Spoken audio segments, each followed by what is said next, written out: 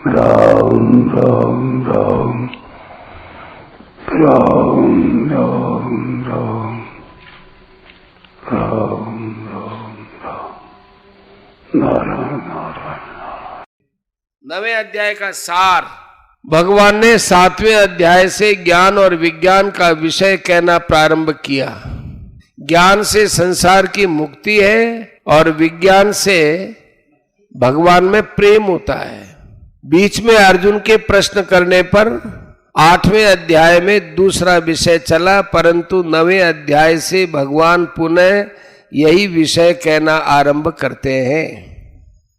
7वें अध्याय में भगवान ने संसार की उत्पत्ति का कारण बताया कि परा और अपरा इन दोनों मेरी प्रकृतियों के संयोग से ही संपूर्ण प्राणियों की उत्पत्ति होती है। 6वां श्लोक।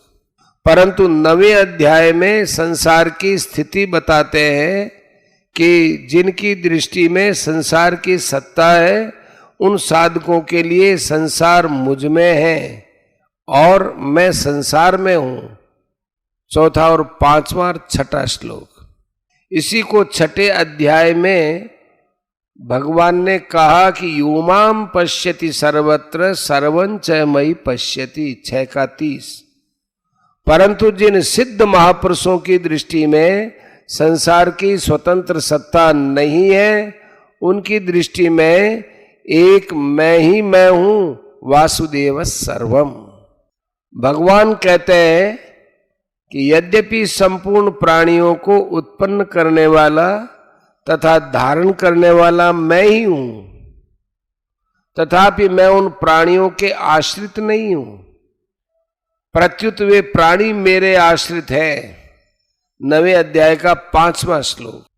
जैसे आकाश में रहने वाली वायु आकाश के आश्रित रहती है पर आकाश वायु के आश्रित नहीं होता, ऐसे ही परा और अपरा प्रकृति तो भगवान का स्वभाव होने से भगवान के आश्रित है, पर भगवान परा और अपरा प्रकृति के आश्रित नहीं है।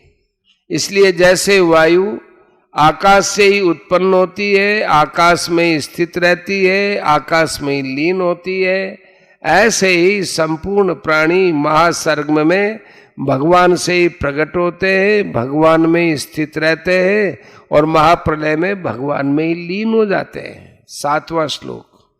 तात्पर्य है कि संपूर्ण प्राणी प्रकृति के आश्रित है और प्रकृति भगवान के आश्रित है। 8वां श्लोक। दूसरे शब्दों में भगवान के एक अंश में प्रकृति है और प्रकृति के एक अंश में प्राणी है। इसलिए सृष्टि की रचना करने पर भी भगवान सृष्टि रचना रूप कर्म से बंधते नहीं है, क्योंकि वास्तव में सृष्टि रचना का कार्य भगवान के आश्रित रहने वाली प्रकृति ही करती है। 10वां श्लोक। इस रहस्य को न जानने के कारण बेसमझ लोग भगवान को ही अपनी तरह शरीर माने अपरा के आश्रित मान लेते हैं। जैसे कि हम शरीर के बिना नहीं रह सकते, ऐसे भगवान भी शरीर के बिना नहीं रह सकते। 11वां श्लोक। ऐसे लोग आसुरी, राक्षसी और मोहिनी प्रकृति के आश्रित रहने वाले होते हैं। 12वां श्लोक। वास्तव में जैसे मनुष्य में शरीर और शरीरी का भेद रहता है, ऐसे भगवान में शरीर शरीरी का भेद नहीं है। सदसच्चाहम अर्जुन 9 का 19। इसलिए जो मनुष्य भगवान को प्रकृति के आश्रित नहीं समझते, वे देवी प्रकृति के आश्रित रहने वाले होते हैं। वे प्रकृति के आश्रित न होकर भगवान के आश्रित होते हैं। 13वां श्लोक। भगवान के आश्रित होने के कारण ही वे महात्मा कहलाते हैं। कर्मयोग शरीर की मुख्यता से चलता है और ज्ञान योग शरीरी की मुख्यता से चलता है। एक देश को लेकर चलने से कर्मयोगी और ज्ञान योगी एक देशीय हैं, परंतु भक्ति योग भगवान की मुख्यता से चलता है। इसलिए भक्त को भगवान ने महात्मा अर्थात महान आत्मा कहा है। वे अनन्य मन से भगवान का भजन करते हैं। कारण कि जब उनकी दृष्टि में एक भगवान के सिवाय अन्य की स्वतंत्र सत्ता है ही नहीं, तो फिर उनका मन भगवान को छोड़कर कहाँ जाए। इसलिए वे भगवान में नित्य युक्त रहते हैं, कभी भगवान से अलग होते ही नहीं। नित्य युक्ता नित्याभियुक्ता नाम, 9 का 14 नित्य युक्ता, 9 का 14 नित्याभियुक्ता नाम, 9 का 22। साधक कई प्रकार के होते हैं और अलग अलग साधनों से भिन्न भिन्न उपास्यों की उपासना करते हैं, परंतु वास्तव में उन सभी साधकों के द्वारा एक ही समग्र भगवान की उपासना होती है। माम उपासते, 9 का 15, त्रैविद्या माम, 9 का 20, तेपि मामेव, 9 का 23, अहमी सर्व यज्ञानाम भोक्ता च प्रभुरेव च, 9 का 24। कारण कि एक ही भगवान अनेक रूपों में प्रकट हुए हैं, 9 के 16 से लेकर के 19 तक।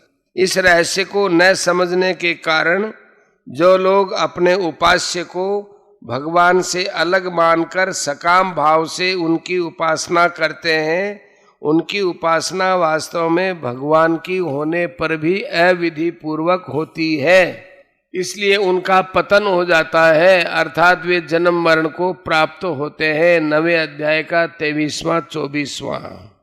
परंतु भगवान की उपासना करने वाले भगवान को ही प्राप्त होते हैं। जो लोग भगवान को छोड़कर अन्य देवी देवताओं की उपासना करते हैं, उनको अनेक नियमों विधियों आदि की जरूरत पड़ती है, जिसमें बड़ी कठिनाई होती है। परंतु भगवान की उपासना में भाव की जरूरत है, क्रियाओं की जरूरत नहीं है। माने तरह तरह के विधियों की नियमों की आवश्यकता नहीं रहती।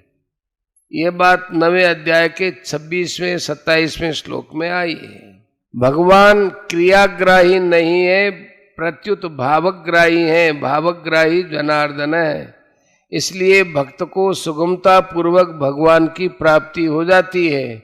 इतना ही नहीं, मनुष्य किसी भी आचरण, वर्ण, आश्रम, जाति आदि का क्यों न हो, वह भगवान का भक्त होकर सुगमता पूर्वक भगवान को प्राप्त हो जाता है।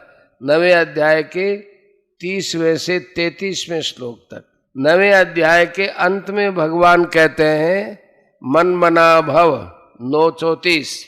इसका तात्पर्य है कि जो कुछ भी है वह मैं ही हूं, मेरे सिवाय और कुछ नहीं है। 7वें अध्याय का 29वां 30वां श्लोक। इस बात को दृढ़ता से स्वीकार करना ही मन मना भव आदि पदों का तात्पर्य है।